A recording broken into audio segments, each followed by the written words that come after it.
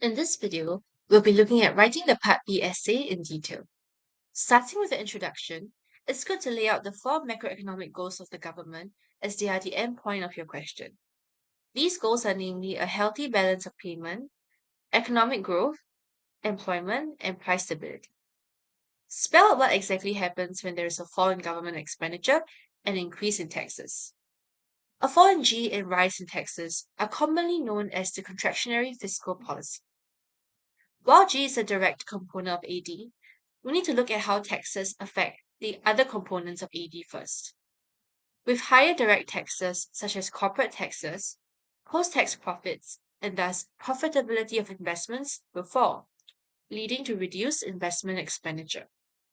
Meanwhile, a rise in income tax leads to lower disposable income, purchasing power, and thus consumption expenditure. Set the direction of your essay in the introduction by giving us a brief overview of what your essay is about, the short run and long run effects of a fall in G and a rise in taxes leading to a fall in C and I. You'll be assessing the magnitude of the fall in these components using namely multiplier size. Requirement 1 is about explaining the short run effects of a fall in G, an increase in taxes on I and C on aggregate demand, and its impact on macro goals. Using the Peel format, main point here is that in the short run, a fall in G, I, and C will lead to a fall in aggregate demand from AD0 to AD1, thus causing recession. To elaborate your answer, we assume that the economy is not at full capacity, and thus firms will need to employ less factors of production to decrease output production. After which, write a succinct or condensed reverse multiplier, where the fall in output production leads to a decrease in national income, which will decrease income-induced consumption, causing further decreases in AD. This triggers successive rounds of decreases in national income and income-induced consumption.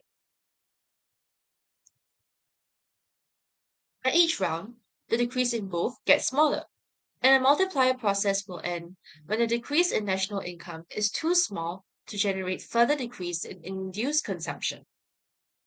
It's important to link back to the question by explicitly stating the macroeconomic impacts of these triggers with reference to the diagram. Here, there's a multiplied decrease in real national income from Y1 to Y2, and thus negative economic growth.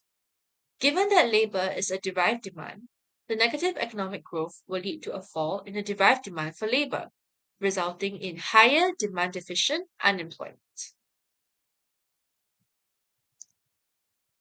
Evaluating the extent of these short-run impacts can be done so using multiplier size.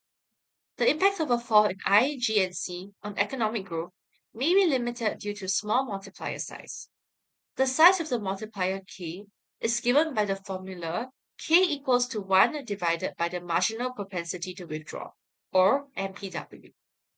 The smaller the MPW, the larger is the proportion of the change in income spent on consumption of domestic output, also known as MPCD, and thus the resulting change in income will be larger. MPW consists of the marginal propensities to save, tax, and import, and these are all dependent on the nature of the economy. For a small and open economy like Singapore, who has a high MPS due to our compulsory CPF savings scheme and a high MPM due to our land scarce and import reliant nature, we will experience limited effect from the multiplier process because much of the initial fall in I, G, and C are leaked out via imports and savings.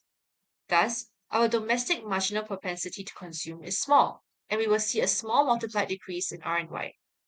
Conversely, for a large and less open economy like USA, whose MPW is comparatively smaller, they will experience a larger effect from the multiplier process. So for countries like Singapore, given their small multiplier size, there will be a limited multiplied decrease in R and Y when AD decreases. An alternative evaluation of R1 is the level of capacity utilization. Should the economy be operating at the intermediate range, A fall in AD due to a fall in GCNI would cause both the GPL and RNY to fall from P2 to P3 and Y1 to Y2 respectively. So while there is negative economic growth, there is still a positive effect of a lower inflation rate. However, if the economy is operating on the horizontal or the Keynesian range, where there is much spare capacity in the economy, the fall in AD from AD3 to AD4 would cause a fall in RNY to Y3 without any decrease in GPL, significantly and negatively affecting economic growth. As such, the effect of a fall in AD due to a fall in CG and I on RNY and GPL depends on the segment of the AS curve the economy is operating. For R2, we'll be looking at the long run effects of a fall in G and increase in taxes on macro goals. Here, we'll specifically zoom in on the point where higher corporate taxes leads to lower investment, in turn decreasing the LRAS and potential economic growth. This is because a fall in investment means that in the long run, capital stock falls, should the new investment be less than depreciation and the capital stock cannot be replaced. The fall in AS is shown by a leftward shift of the RAS curve, which causes real national income to fall in the long run and general price level to rise. As workers are less efficient in the lack of capital stock, there is also decreased labor productivity.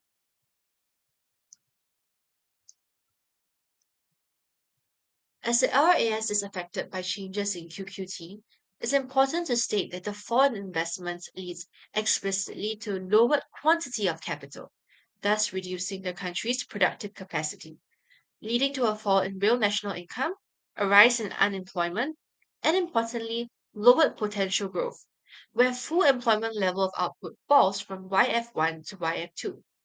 Here, we also see a higher general price level from GPL1 to GPL2. To challenge R2, we consider how cutting government expenditure and raising taxes can actually be a way for government to address their fiscal debt, in turn resulting in greater confidence in firms and thus greater investment. Should a government be in budget deficit every year, the accumulated budget deficits will increase the government debt, assuming insufficient reserves, which could result in higher default risk. Here, default risk means the risk of the government not paying off their debts, and this can threaten investors' confidence. Thus, should the government decrease G and increase tax, or what we call their pursuit of fiscal austerity, this can actually signal their commitment to reducing their deficit and avoiding a debt crisis, thus reversely increasing business confidence. An increase in firms' confidence will lead to an increase in investment expenditure and a corresponding increase in capital stock. Thus, increasing taxes and decreasing G could have the opposite effect of achieving a higher potential growth instead.